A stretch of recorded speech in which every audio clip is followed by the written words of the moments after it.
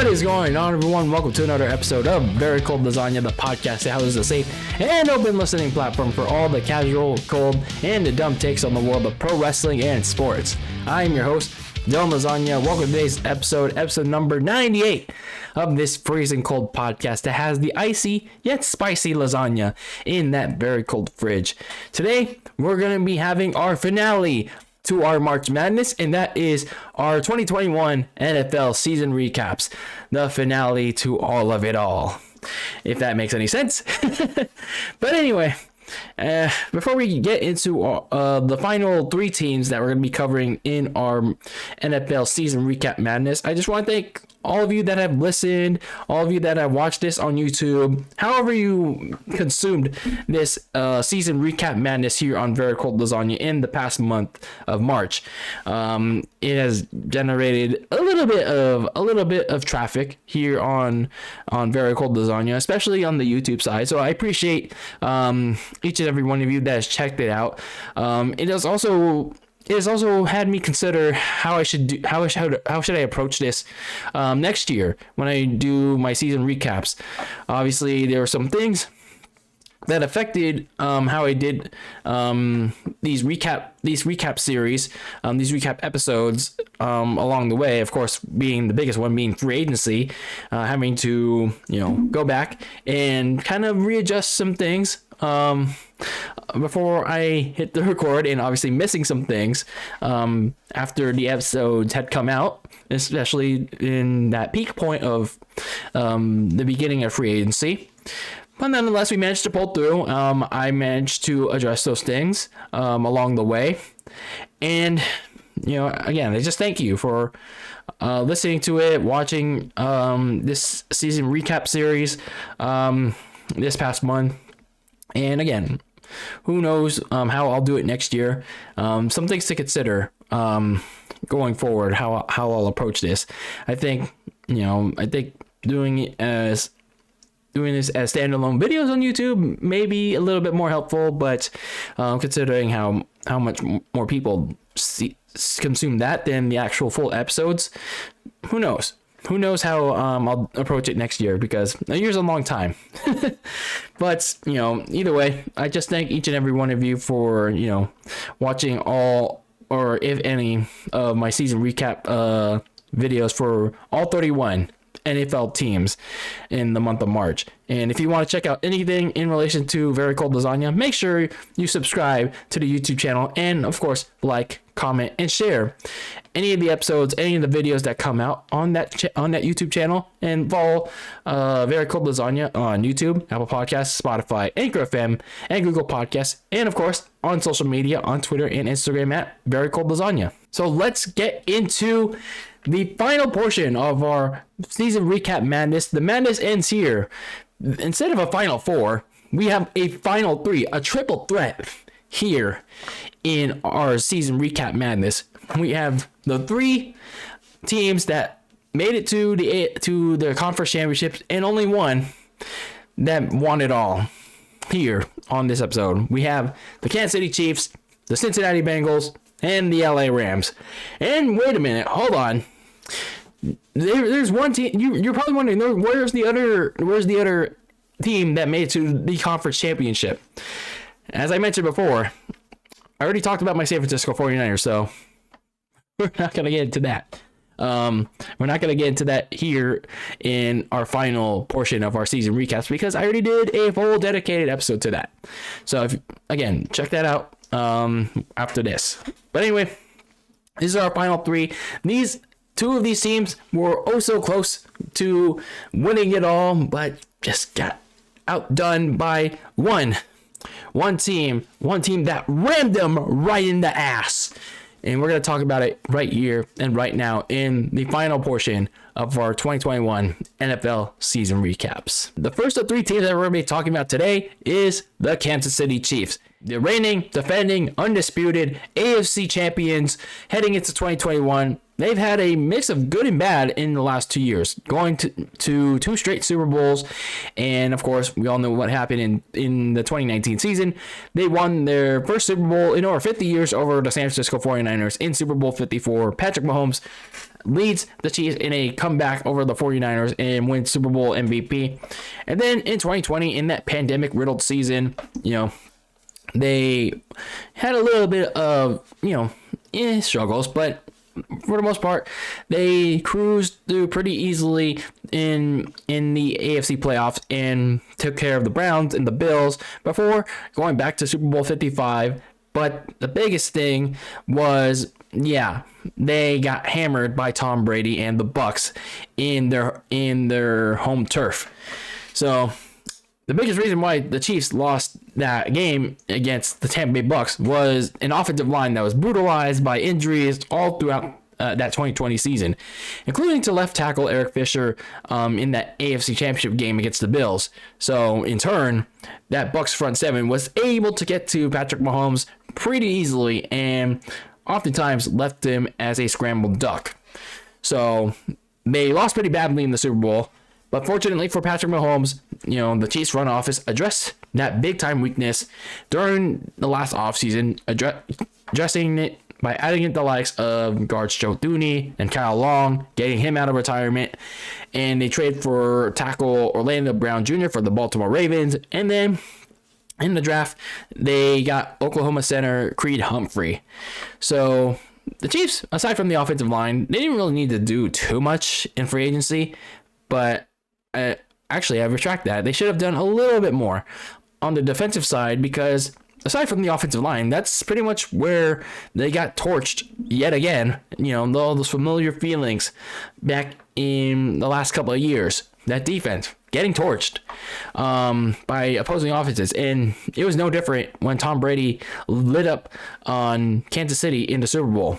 So regardless, you got a revamped offensive line. And, you have your usual big three of Patrick Mahomes, Tyreek Hill, and Travis Kelce leading that offense. So, it was still a dynamic offense. So the Chiefs were going to look to try to bounce back from that horrible Super Bowl loss and go to Los Angeles for Super Bowl 56. But then the regular season came and initially looked like they were going to fall victim to the Super Bowl loser's curse. And what do I mean by the Super Bowl loser's curse? When you go to the Super Bowl, you lose that game, and then the season after, you don't do so well. And for the Chiefs, for as talented as they are, it looked early on that they were going to fall victim to it. The defense, especially in years past, would continue to give up a lot of big plays. They couldn't get many significant turnovers or game-changing stops, and it came to a point where tensions were boiling. You had at one point Tyrann Mathieu getting pissed at the other safety Daniel Sorensen for getting torched, and that was also when, Tyrann Mathieu was also getting himself torched. So that defense was in shambles. And then the offense was also stumbling itself with inconsistency. If Patrick Mahomes created some back-breaking turnovers himself.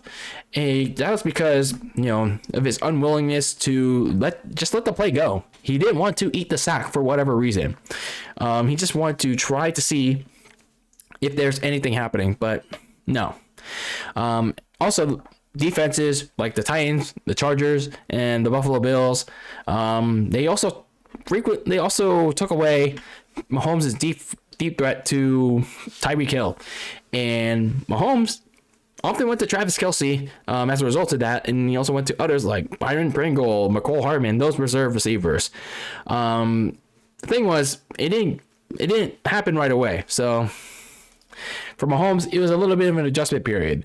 So the Chiefs were kind of in a sluggish period. They were 3-4. They also suffered some pretty bad losses during this stretch, like the Bills at home, and then only scoring 3 points at the Tennessee Titans. So yeah, not good. But Kansas City managed to turn things around the rest of the way.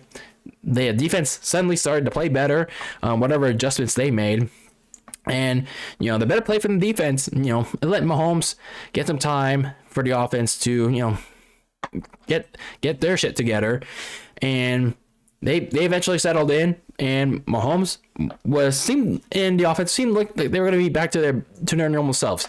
They won 8 straight They got a couple of blowout losses along the way.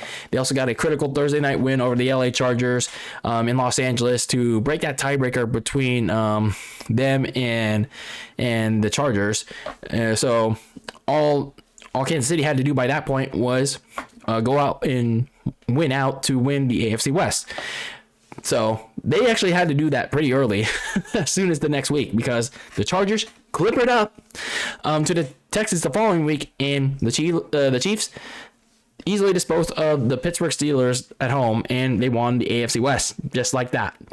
So they still had a lot to play for, but they had the number one seed in play, but they could have gotten that done against the Cincinnati Bengals, but they played conservatively in the second half, so a pretty familiar feeling for Chiefs fans. Andy Reid has the Chiefs offense jump out to this big lead, but then he makes some pretty conservative calls, and he doesn't notice the Bengals defense tightening up a little bit, and a loss to the Cincinnati Bengals on the road eventually cost the Chiefs the top seed to the Tennessee Titans. So a bye was pretty valuable for Kansas City, obviously, but not pretty good in particular. But it turned out the bye didn't really matter much to Kansas City. They sent Big Ben into retirement in the wild card, and Mahomes and the Chiefs just narrowly outdueled Josh Allen and the Bills in probably one of the best playoff games in the modern NFL era, if not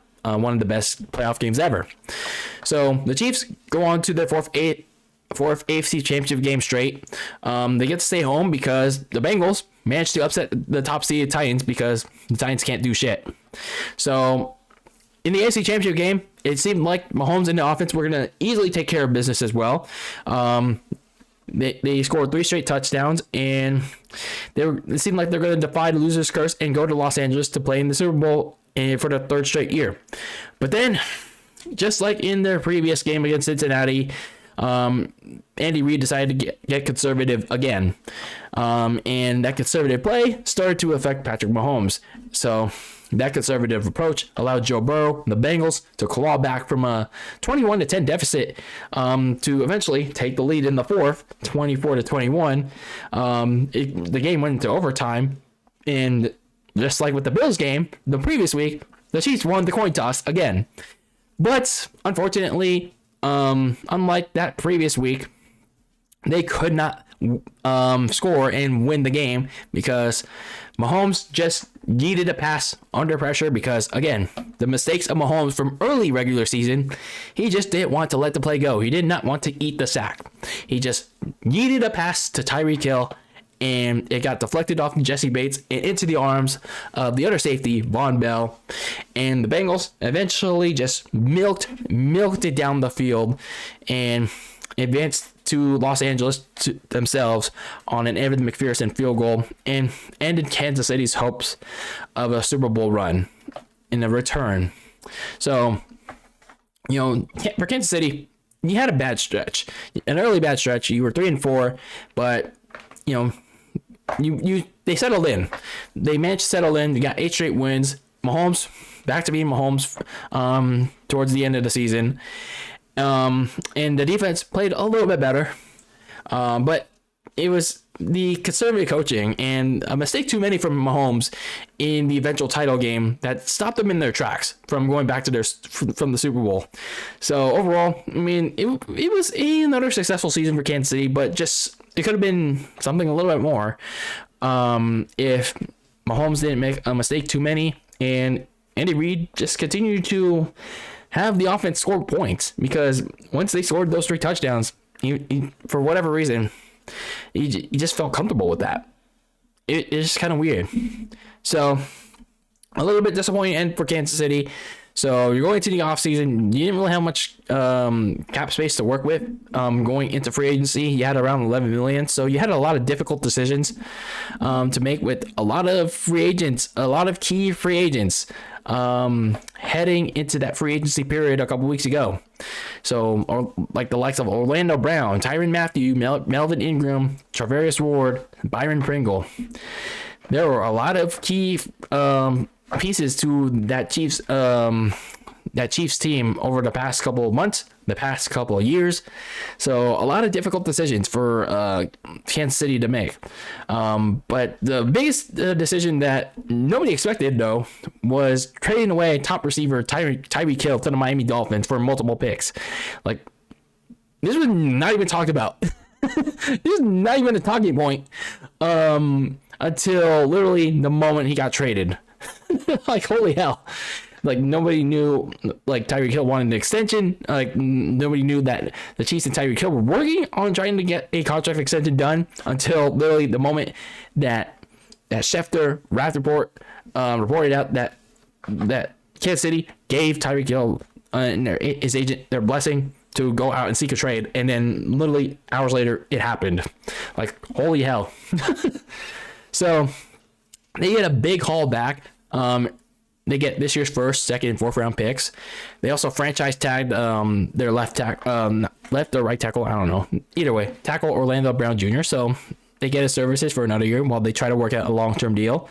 They added a couple pieces to try and replace Tyreek Hill, like Marquez Valdes-Scantling from the Packers, Juju Smith-Schuster from the Steelers. They also added a little bit of depth to the running game in Bucs running back Ronald Jones. They probably not going to get Tyrann Mathieu back. So they added a safety in Justin Reed from the Houston Texans. They also lost Charvarius Ward to the San Francisco 49ers and receiver Byron Pringle to the Chicago Bears. So, like, a couple of key losses. They managed to add some replacements in, but probably the biggest loss is Tyreek Hill to that offense. He was that speedy downfield threat that Mahomes had whenever people were going to Travis Kelce, where there was pretty much no one reliable on that opposite end. So a little bit tough. It's going to be a little bit tough to replace that production from Hill.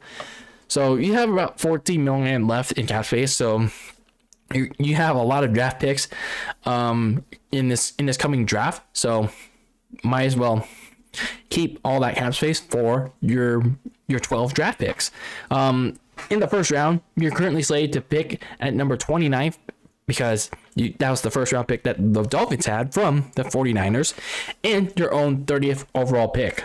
So the things that the Chiefs need to do the rest of the way heading into the preseason, the regular season, well, I think the biggest thing is they have to find a top receiver to replace Tyreek Hill. I don't think Juju Smith-Schuster, McCole Hardman, Marquez Valdes-Scantling, whatever crop of receivers, it's not going to be enough to replace the production that's there. They already lost Byron Pringle too, so it's going to be tough to find it in the draft. I mean, sure, there's a lot of good potential receivers in this draft, but it's going to be hard for the Chiefs to find that speedy and downfield threat that Tyreek Hill had. And, you know, a lot of defenses now are just going to be targeting Travis Kelce.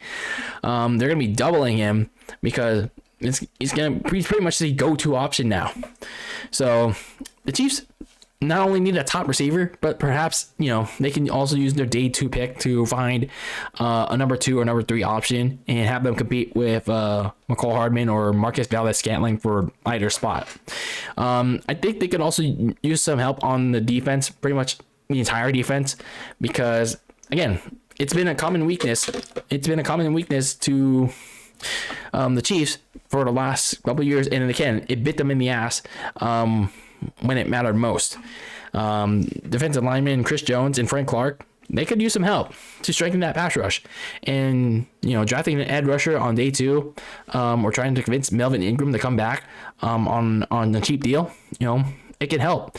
Whether it's on the interior or the edge, the Chiefs could use some more pass rushing help. They also should definitely get some help with the secondary because, yeah, their corners and their safeties, they got burnt like Rice Krispie toast. So the Chiefs need to address that secondary problem. Their current corner group, it mostly failed to net any game-changing stops, game-changing turnovers, and they were frequently burnt in coverage. Like I said, they probably aren't able to bring back Tyrann Mathieu, so they have to hope that Justin Reed becomes a suitable replacement. So overall, you know, the Chiefs, they're still a strong Super Bowl contender, still a strong AFC contender, as long as Patrick Mahomes is under center. But they need to pretty much invest heavily in the rest of these offseason because, well, you lost some key players in free agency. You also traded away one of the best receivers in the NFL. And the AFC West, it's gotten a lot better. The Raiders got better. The Chargers got better. The Broncos got better.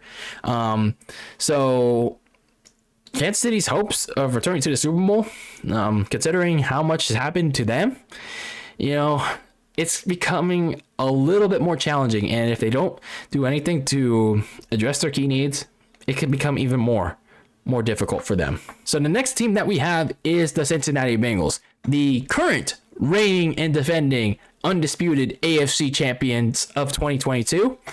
And for a couple of years, and pretty much actually for a long time, but in more recent times, the Cincinnati Bengals were pretty much pure dog shit. In 2019, they were pretty much the worst team in the NFL, going 2-14. But it was pretty much, I guess, somewhat beneficial for Cincinnati because, well, they won the number 1 overall pick in the NFL pandemic draft. And in that pandemic draft, they selected LSU quarterback Joe Burrow. But unfortunately, just months later, in that pandemic season, the Joe Burrow era got off to a really rough start. Actually, it got cut really short. It broke an offensive line in that game against the Washington football team, caused Joe Burrow to get sacked really hard. And he tore his ACL. And then from there, the Bengals, they just dragged to a 4-11 finish. But they did manage to get a top 5 pick with the 5th overall pick. So during the last offseason, they did some free agents like Trey Hendrickson from the New Orleans Saints, Mike Hilton from the Pittsburgh Steelers, and defensive tackle Larry Ogunjobi. I'm sorry for mispronouncing that. And then in the draft, of course, their biggest pickup of all during the offseason was getting the 5th overall pick to net Joe Burrow's LSU teammate in Jamar Chase, his big wide receiver.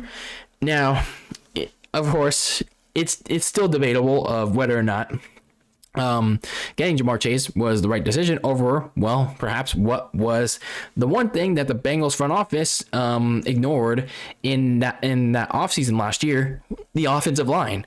For whatever reason, whether it was in free agency or the draft, the one aspect of the thing that got Joe Burrow injured in the first place, the Bengals didn't even bother to upgrade.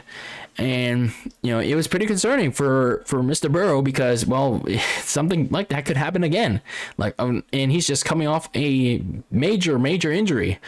So for Cincinnati, yes, they were hoping big things for Burrow in year 2, and they got him his number 1 receiver and, of course, teammate. But for many, they were expecting a 3rd or 4th place finish in 2021. So you get into the regular season, and Burrow's return from injury is pretty much as expected. Some growing pains. He needed some time to get acclimated into the game flow after several months off the field with recovering from that injury. But once you get to the midway point of the season and then the rest of the way onwards, it just seemed like he was growing rapidly, physically, mentally, with each game. Of course, it doesn't help that, you have one of the worst offensive lines of the league and taking some of the most sacks. His calm, collected demeanor, he wasn't really complaining much about that offensive line. It helped the Bengals with mostly good decision-making, multi-range passing, and, of course, his connection to Jamar Chase. And speaking of Jamar Chase, his instant breakout year, his offensive rookie of the year breakout campaign, it really helped Joe Burrow, and also really helped Jamar Chase with his speed and verticality to make catches. And then, of course, the supporting cast around those two, Joe Mixon at the running back position, his dual threat ability to get through the opposing defensive lines, and he was also a good passing option. He also had a good other supporting cast of receivers like Tyler Boyd, T. Higgins, and tight end C.J. Uzomah, who came on pretty late. And it really helped Cincinnati get defenses off of Jamar Chase. So on the defensive side, the secondary was pretty solid. You had safeties Jesse Bates and Von Bell doing pretty solid, but they were sometimes getting torched, especially their corner that got signed again, Eli Apple. Like, why didn't they learn their lesson in letting him go? But anyway, I digress. But one of their strongest suits throughout the season was their front seven. A defensive front seven that had Hendrickson, BJ Hill, Sam Hubbard, DJ Reader, Cameron Sample, and Jermaine Pratt. They were all very damn good in rushing and sacking the passer and getting some good stops on second and third downs. So for the Bengals, they were pretty competitive in what at least for most of the season, an all-out AFC North brawl. And there was also some times where they didn't look like the contender they eventually became. They had some pretty bad losses against the Jets, the Browns, the Chargers, and the 49ers that sometimes were followed up after they beat the brakes off of the likes of the Ravens and the Steelers. So for the Bengals, it was either a case of them, going on this hot win, or it was them in some pretty bad losses where they're either starting off too slow, that it's too late to come back, or they were just simply outmatched by their opponents. Fortunately for Cincinnati, by the point of week 15, you're 8-6, and you're seeing the entire division implode. The Steelers are washed as fuck. The Ravens are experiencing injury mania, and the Browns are back to being the skid marks. So it benefited them in a big way. You win your last 2 of 3. You get a comeback win over the Kansas City Chiefs at home to win the AFC North. You don't really need to win a final matchup against the Cleveland Browns. So you get a home matchup to begin your playoff push, and not many people believe that Cincinnati would make it past the divisional playoffs once you beat the Raiders, but they managed to surprise many. Joe Burrow overcame a 9-sack beating thanks to his terrible offensive line, and managed to make some critical throws, just enough to complement the defense's 3 interceptions on Ryan Tannehill. And Evan McPherson sent the 4-seeded Cincinnati Bengals to the AFC Championship game for the first time in over 30 years, upsetting the top-seeded Titans. So in that AFC Championship game, the Bengals got off to a very slow start. They were quickly down 21-3 against the Kansas City Chiefs, but Von Bell netted a huge interception in overtime after the Bengals stormed back in that game, and the Bengals milked that moment, all that they've been through, all the suffering, all the pain that they've endured throughout the years. And once Eric McPherson kicked another game-winning field goal, the Bengals on their way to another Super Bowl, their 3rd Super Bowl in franchise history. And for the Bengals to reach at this point, like in Joe Burrow's 2nd year, it was kind of like a pretty crazy thing, from going from the worst team in the NFL to pretty much one of the best in a very quick turnaround. Now for the Bengals, it is kind of a lucky thing that they got here, though, unfortunately, because the offensive line again kind of failed Joe Burrow again. And sure, you can also say that Joe Burrow didn't make enough plays quickly enough, but how could he, to be honest with you, against an offensive line that just got brutally beaten by the Rams' vaunted duo of Aaron Donald and Von Miller in that game. Joe Burrow had nowhere to run, and most of the time his drives stalled, and the Bengals were also close to winning their first Super Bowl if the defense didn't get tired out. The offensive line was much better, but they just couldn't hold on to a 2016 lead, and they allowed Cooper Kupp to win the game, and the Bengals, for whatever reason, allowed Samaje Perine, their backup running back, to run it on a 3rd down to try to get in 1st down. And once again, on that final 4th down, that O-line just broke down, and Cincinnati just couldn't hold on. So for the Bengals, yes, it was a tough way to end their season. They were just so close to winning the Super Bowl, but they should be proud. They just made it to this point. They even got it to this point. Again, they are predicted by many to go third or fourth place in the division. They're pretty much the basement dwellers in that AFC North. But then you go on this crazy ass run. You far exceed the expectations of many. Burrow progresses significantly throughout the 2021 season after a brutal 2020, and you add in Jamar Chase.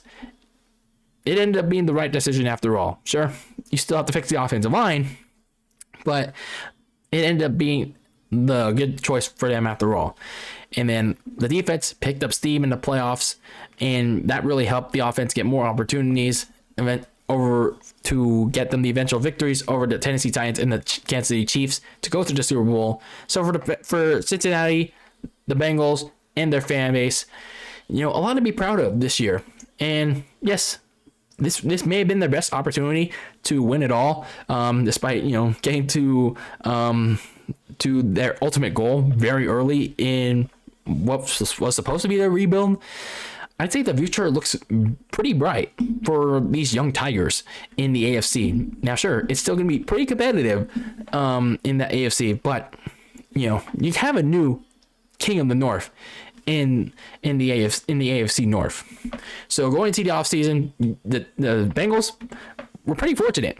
Like, even though you lost the Super Bowl, you had the money to spend to go and make some moves, replenish your team.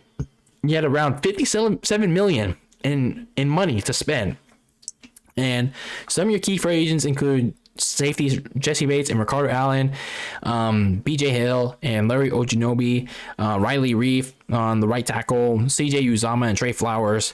They franchise tagged Jesse Bates already last month, and the biggest thing that they did, the biggest priority need that they addressed, they did it.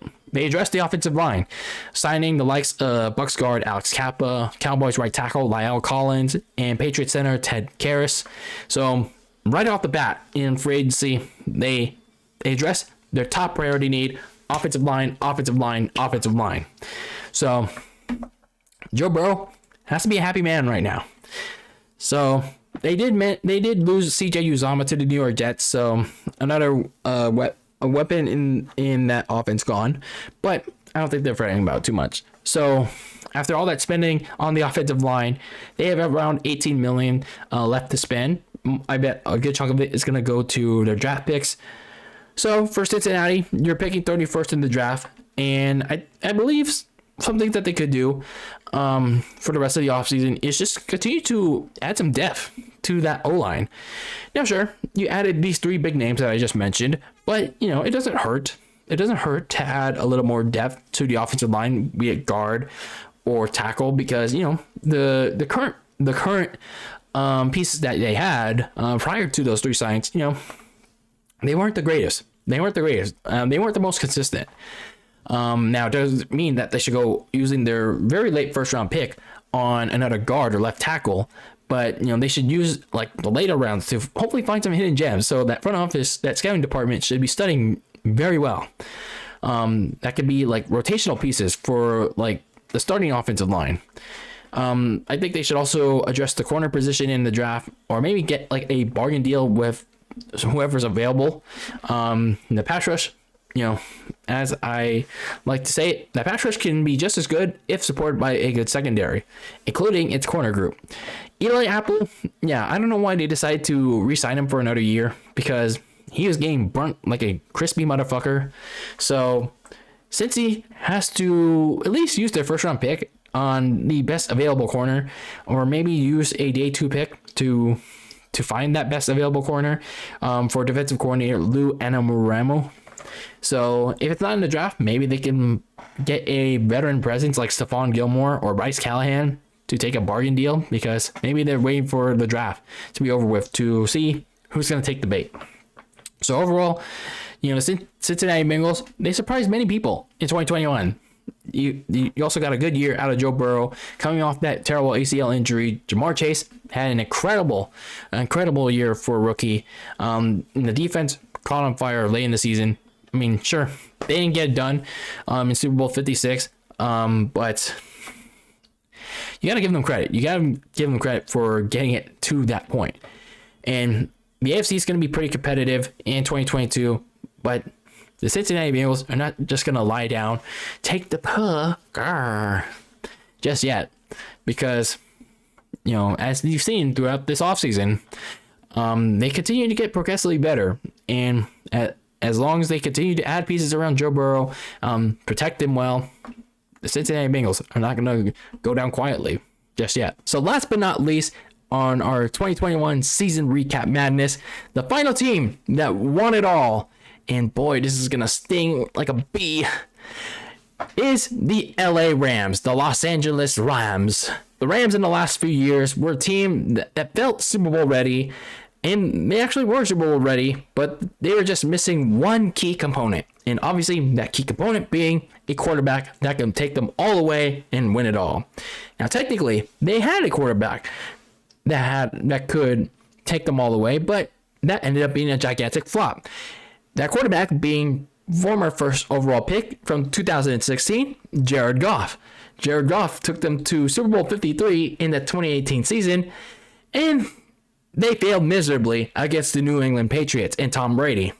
So after that Super Bowl, Jared Goff progressed significantly after that, and by the end of the 2020 season, head coach Sean McVay had enough of him. He seemed ready to move on. He seemed ready for a change, and sometimes visibly so. A few weeks after that divisional game in the 2020 season against the Green Bay Packers, after the Rams had lost that game, the Rams made a big-ass trade for the now former Detroit Lions quarterback Matthew Stafford and gave them 2 first-round picks, a boatload of other picks, and, of course, Jared Goff. The Rams, because of that, didn't really do much in the offseason because not only of the trade, but also their limited salary cap, their money. But they managed to snag a bit of a steal in third-round pick Ernest Jones of South Carolina, a linebacker. But despite all that, Sean McVay finally had the quarterback that he wanted, and, he hoped that would finally get Los Angeles over the hump and into a Super Bowl title. Now, in terms of their regular season, for the most part, things look very promising early on for the newly led Matthew Stafford LA Rams. Aside from a few Stafford moments, what I mean by Stafford moments, like Detroiting moments, where Matthew Stafford would just, throw a bunch of interceptions, take some, really stupid sacks. Those Detroiting moments for Matthew Stafford. Matthew Stafford, nonetheless, looked rejuvenated playing under Sean McVay with his fastball throws to Cooper Kupp and Robert Woods early in the season. Speaking of Cooper Kupp, played lights out, played like one of the best receivers in the NFL, and eventually became the best receiver in the NFL. It was that Stafford and Cooper Kupp connection that had the Rams offense lighting up the NFC by storm. The Rams defense, they were a good unit in the early portion of the season, but of course not the one that we would see much later on. Still, hard for offensive lines to contain Aaron Donald, and for most receivers, hard for them to get past Jalen Ramsey in coverage. So, by the midpoint of the season, the Rams were 7-1. They were still trying to find their footing against the Arizona Cardinals, who were 7-0 at the time. But you got some big early wins over the defending Super Bowl champion, the Tampa Bay Bucks, and Tom Brady, and the division rival Seahawks. But pretty much after that, you enter a tough 3-game stretch that saw both sides of the ball struggle. Again, Stafford, during this 3-game stretch, would have his Detroit moments, and he threw pick sixes in all 3 of those losses to the Tennessee Titans, the 49ers, both in prime time, and the Green Bay Packers. And the overall offense also hit a snag when they lost Robert Woods, their former number 2 receiver now, to a torn ACL just days before that Niners game. So they brought on the recently released Odell Beckham Jr. from the Cleveland Browns. And for Beckham, he was still trying to get acquainted with the offense during that 3-game stretch. And also during that time, the Rams traded for former Super Bowl MVP for the Denver Broncos, Von Miller, at the trade deadline. But he didn't become an integral part of that defense until after the losing streak. And as a result, the defense was struggling in the pass rush and creating these stops on the secondary. So for Los Angeles, that promising start early in the season started looking like an anomaly for them. But they managed to turn it around in December, winning their final 5 of 6 games to catch up and eventually beat the Arizona Cardinals, who were also in their typical late season downward spiral. They clinched the NFC West at the end of the season, but there was a caveat to how they clinched it. So they had some help from the Arizona Cardinals because Arizona gave them the division by losing to Seattle at home. And by the time that happened, the Rams were losing to the 49ers in overtime after blowing a 14-point lead in the second half. And they eventually lost because Matthew Stafford threw an underthrown ball to rookie corner Ambry Thomas. And that sent San Fran to the playoffs as a consequence. What the hell? So for Los Angeles, not exactly a great confidence builder to clinch the NFC West and going into their own playoff run. But I guess for them, they went on to quickly erase that bad memory of Week 18 by taking care of Kyler Murray and the Arizona Cardinals very easily in a primetime Monday night Super Wildcard game. Then they went to Tampa to get out to a big lead over Tom Brady and the Tampa Bay Bucks, but they also saw that big 27-3 lead quickly and methodically evaporate thanks to Cam Akers, their running back, commit 2 costly fumbles, and that eventually led to Tom Brady and the offense tying it up by the fourth quarter, like with less than a minute left. But Matthew Stafford, when it came to nut busting time to get the big dick out, he had his career-defining moment, hitting it to an open Cooper Kupp, getting away from the defense and getting them enough yardage, just enough to get into Matt Gay's field goal range to eliminate the defending Super Bowl champions and assuring of a new one. And then they get into the NFC Championship game, hosting it against the San Francisco 49ers, and we saw a slow start for them. The defense from the 49ers that just overwhelmed Matthew Stafford again. But then you get to the fourth quarter, they let Kyle Shanahan and Jimmy Garbage fail, overcomplicate things for them, and Stafford and Kupp came clutch when it mattered most against the Niners team that just had their limitations finally catch up to them, to be honest with you. And the Rams got to the Super Bowl, and they became the second team straight to play in the Super Bowl in their home stadium, with another caveat. They were the visiting team. They were the designated visiting team. So sorry, you don't get to make that kind of history. The Bucs already did that for them. So they went on to face Joe Burrow and the Cincinnati Bengals in Super Bowl 56, and it was pretty much a game of survival for them. Sure, they got off to a fast start. They had a breakout performance from Odell Beckham Jr. So for Matthew Stafford and this offense, it seemed like they were going to take care of Joe Burrow and the Cincinnati team. But unfortunately, in that second quarter, the energy of that offense just got wiped out once Beckham went down with a ACL injury of his own. So that was just a huge loss for that Rams offense, because throughout the good majority of the game, that offense just looked lost. Matthew Stafford was throwing interceptions in the end zone, and it was not looking good for LA. And once you begin the second half, Jalen Ramsey allows a big play to happen from Joe Burrow, and all of a sudden the Cincinnati Bengals are leading that game. I think it's 16-13, I believe. And for much of that game, the Rams offense couldn't really do anything. But then again, here we go in nut busting time. When it comes to less than 5 minutes left in the fourth quarter, Cooper Kupp broke it open for another MVP level performance. Cooper Kupp connected with Matthew Stafford one more time in the end zone. Touchdown, albeit, little penalties, but nonetheless, got a touchdown. Rams got the lead back, and they had to get another stop, one last stop on the Cincinnati Bengals, and that's what Aaron Donald and that vaunted defensive line did on a pretty bad, pretty shitty Cincinnati Bengals offensive line. So after all that, after getting one more stop at midfield, the Rams finally got what they sought for in 20 plus years, their second Super Bowl title. And for Matthew Stafford, it was a long time coming for him. He's been on pretty shitty Detroit teams, and he goes to Los Angeles in his first season, gets what he finally wants, a Super Bowl title. And for this Rams team, it could certainly say that all-in gamble, this win now approach, it paid off for them. Just like with how the Bucks got the gravy with Brady in 2021, in the 2020 season.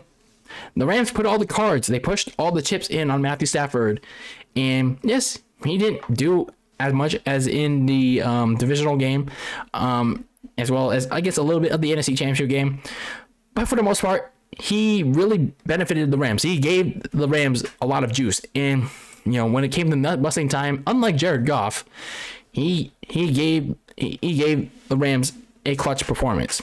And Cooper Kupp, no doubt about it, was the best receiver in 2021. Not Devontae Adams, not Tyreek Hill, Cooper Kupp.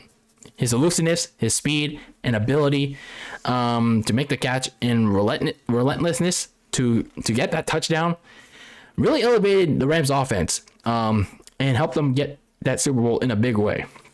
And, getting the midseason acquisitions for Odell Beckham and Von Miller also turned out to be pretty good for Los Angeles. Getting Odell Beckham gave Matthew Stafford a reliable number 2 after Robert Woods went down. And for Von Miller, it gave Aaron Donald some much needed help in the pass rush. So pretty much all of this is coming from a 49ers fan.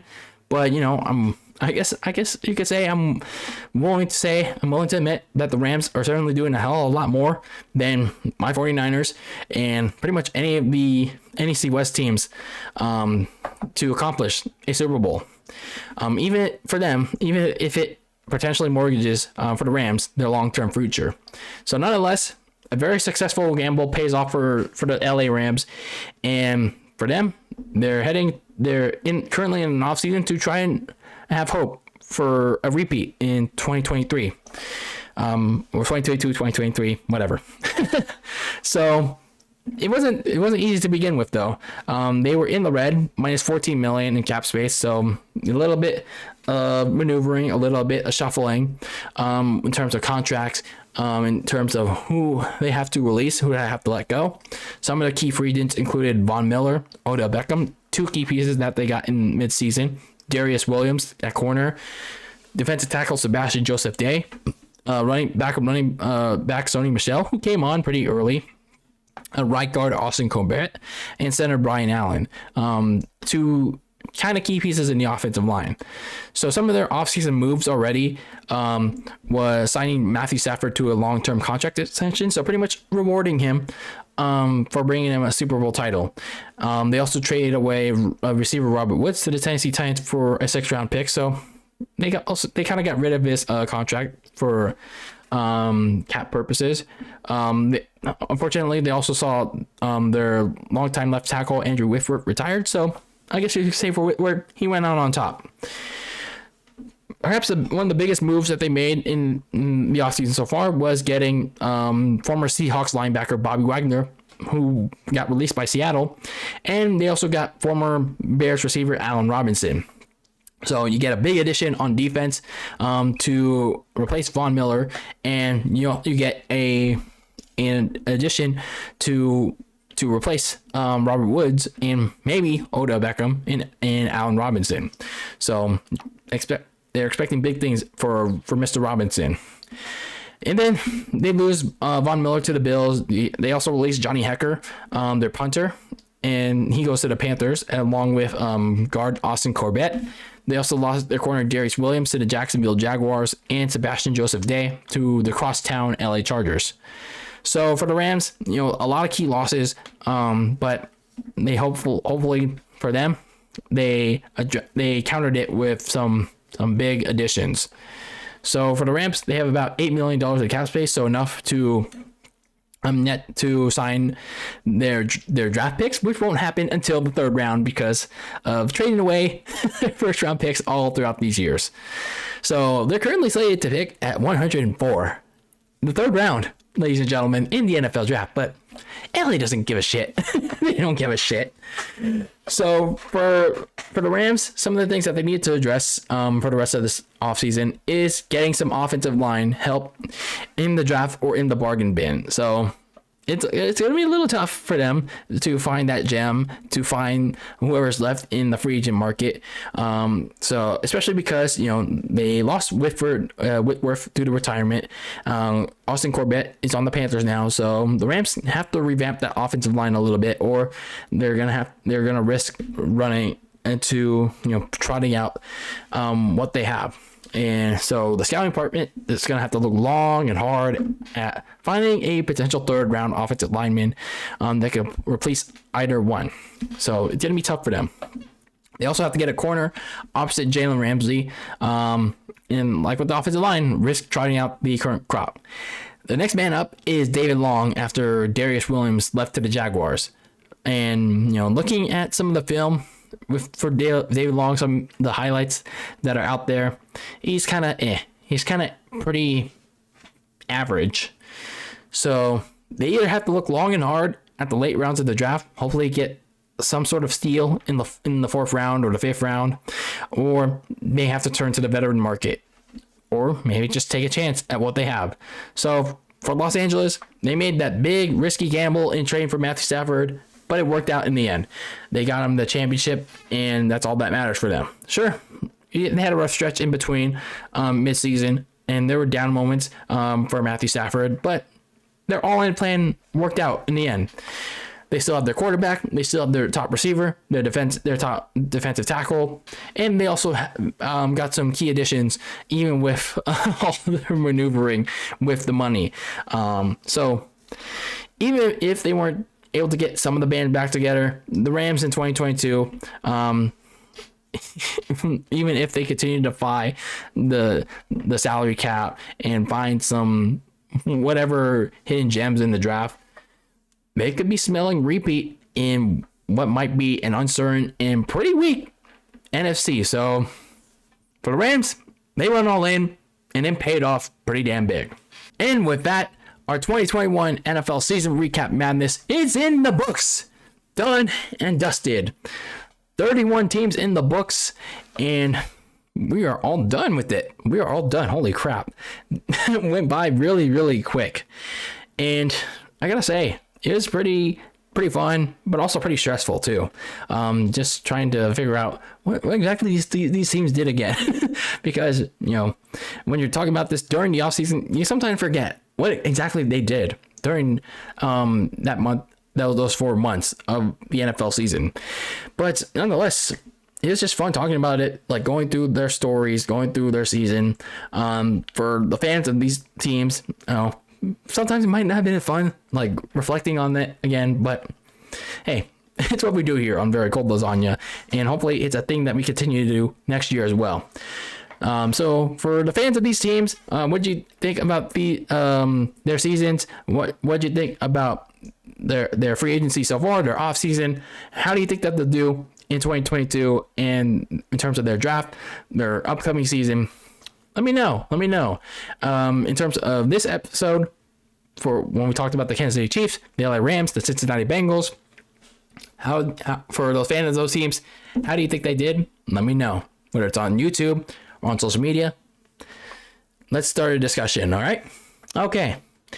But anyway, thanks again for listening to this or watching this, however you consume this NFL season recap madness or the Very Cold Lasagna podcast in general.